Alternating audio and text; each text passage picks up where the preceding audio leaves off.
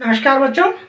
आज हम हिंदी साहित्य का परिचय की श्रृंखला में छायावाद के प्रवर्तक जयशंकर प्रसाद का साहित्यिक परिचय पढ़ने जा रहे हैं। और जैसा कि मैंने आपको बताया है कि यदि आपको अपने परीक्षक को प्रभावित करके और अच्छे अच्छे अंक लूटने हैं इस प्रश्न के उत्तर में, तो उसकी एक ट्रिक मैंने आपको बताई है कि या तो उसी कवि या लेखक की कुछ ऐसी पंक्तियां जो कि बहुत लोकप्रिय हैं और सूक्तियों के रूप में काम आ रही हैं, उन पंक्तियों से आप उस उत्तर को प्रारंभ कर दें। और या फिर उस लेखक कवि के बारे में यदि किसी ने उसकी विशेषताओं को बताते हुए कुछ ऐसा कहा है तो उसे कोटेशन के रूप में आप उसको यहाँ उद्धृत कर लें।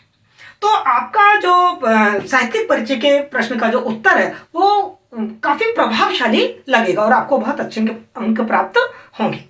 छायावादी काव्यधारा के जो प्रवर्तक महाकवि जयशंकर प्रसाद हैं, उनके लिए कहा जाता है कि बांग्ला साहित्य में जो स्थान रविन्द्रनाथ टैगोर का और रूसी साहित्य में जो स्थान तुर्गनेव का है, वही स्थान हिंदी साहित्य में जयशंकर प्रसाद का है। इन्वर्टेड कोमा बंद किया और आगे वही 3 बिंदु है आपके जीवन व्रत, रचनाएं और साहित्यिक विशेषताएं। इन 3 बिंदुओं के अंतर्गत आप किसी भी लेखक और कवि का साहित्यिक परिचय बड़े सुगठित रूप से दे सकते हैं।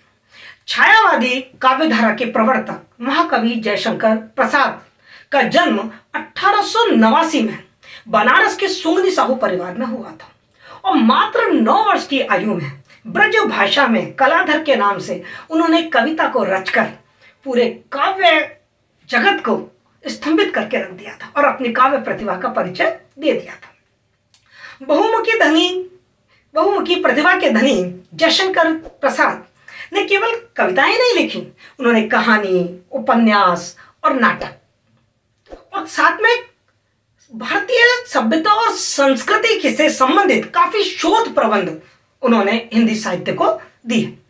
हिंदी नाटक के क्षेत्र में तो उनका अप्रतिम योगदान रहा और उसका परिचय किया है कि जब हम हिंदी नाटक का विकास और उद्भव पढ़ते हैं तो द्विवेदी युग के बाद के युग को प्रसाद युग के नाम से ही जाना जाता है।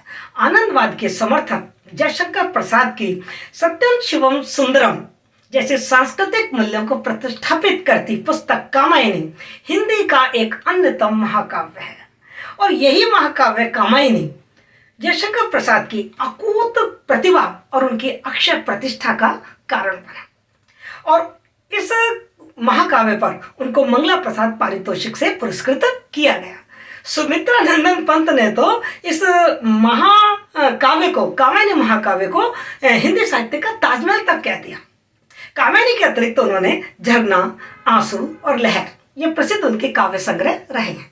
इसके साथ ही उन्होंने लगभग 13 नाटक लिखे जिनमें ध्रुवस्वामिनी, स्कंदगुप्त, आपका राज्यश्री, अजातशत्रु, चंद्रगुप्त ये प्रमुख नाटक उनके रहे। उन्होंने कहानियां भी खूब लिखी, लगभग 72 कहानियां उन्होंने लिखी। उनकी पहली कहानी ग्राम थी जो 1912 में छपी। छाया, प्रतिध्वनि, आकाशदीप और इंद्रजाल ये उनके प्रसिद्ध कहानी संग्रह रहे हैं।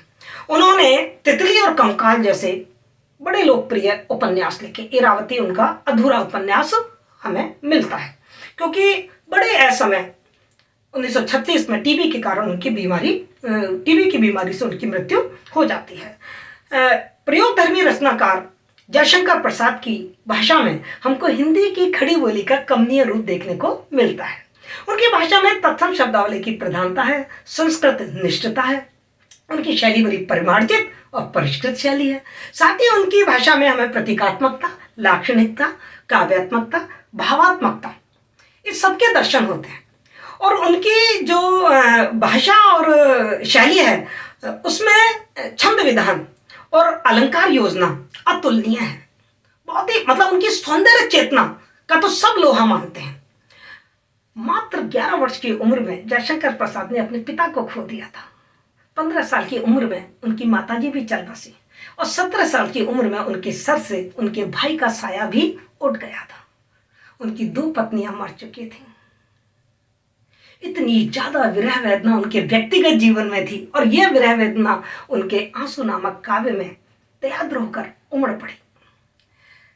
जयशंकर प्रसाद के काव्य की जो सबसे प्रमुख विशेषता हमको मिलती है वो मिलती है भारतीय साहित्य और आध्यात्मिक मूल्यों की प्रतिष्ठापना, साथ ही मानवीय मूल्यों के उद्घोषक रहे जयशंकर प्रसाद। जयशंकर प्रसाद की रचनाओं में ज़्यादातर जो विषय वस्तु जो हमें मिली है वो भारतीय इतिहास और भारत के पौराणिक क्षेत्र से ही उन्होंने ली है।